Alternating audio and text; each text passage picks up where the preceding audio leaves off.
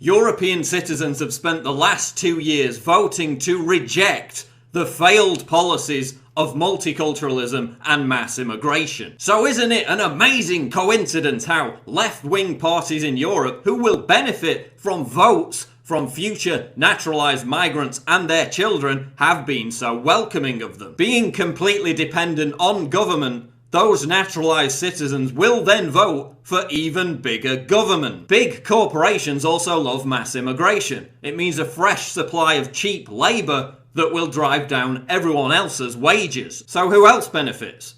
Economic migrants who are abusing the crisis by claiming to be Syrian refugees when they're clearly not. As the Sydney Morning Herald reports, 90% of those arriving in Serbia from Macedonia say they're Syrian, but have no documents to prove it. 90%. They're finding discarded ID cards belonging to Pakistanis and Bangladeshis. These people aren't fleeing war. They're not running from ISIS. They're trampling on the backs of legitimate Syrian refugees in an effort to try and suck off Europe's giant welfare state. And then you have the Syrians themselves.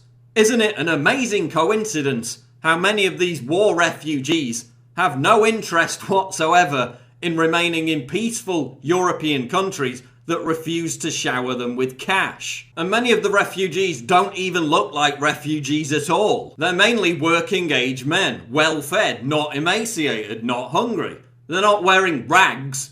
Many of them are even carrying the latest iPhone. And I don't begrudge people seeking a better lifestyle, but can we please stop pretending that all these individuals are fleeing from war? What makes someone a refugee is that they're fleeing from danger, not fleeing to a higher standard of living. What on earth has Pakistanis flooding into Sweden to get on benefits got to do with actual Syrians escaping ISIS persecution? And how is that in any way comparable to Jews fleeing Nazi Germany, as some sectors of the media have framed it? But isn't it commendable that rich Gulf Arab states located right next to Syria are really pulling their weight in helping Europe deal with the burden? Here's a list of how many refugees Saudi Arabia, Bahrain, Qatar, Kuwait, United Arab Emirates and Oman have taken in.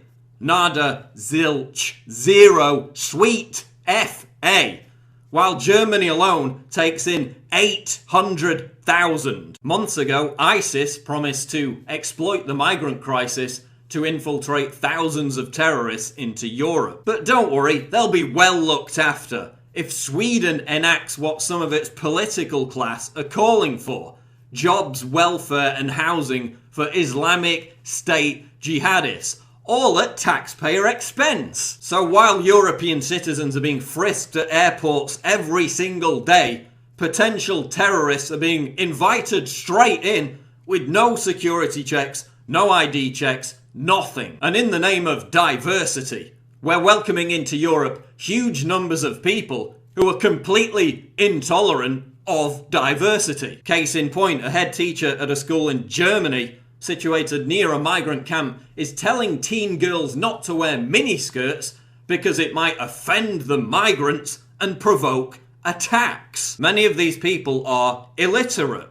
They have no concept whatsoever of Western liberal democracy. They have no concept of freedom. They have no concept of treating women as first-class citizens. And there's no plan in place by European governments to integrate them into this way of life. As Peter Hitchens writes, mass immigration means we adapt to them when they should be adapting to us. And what was the cause of this crisis in the first place? And I've said this so many times that it seems almost cliched at this point, but the media still never mentions it. They act as if this crisis just emerged out of nowhere. It began after NATO governments armed and funded jihadist rebels in Libya and Syria, many of whom went on to join ISIS. If you keep destabilizing secular governments in the Middle East and trying to replace them with jihadists, the wave of legitimate migrants trying to escape that turmoil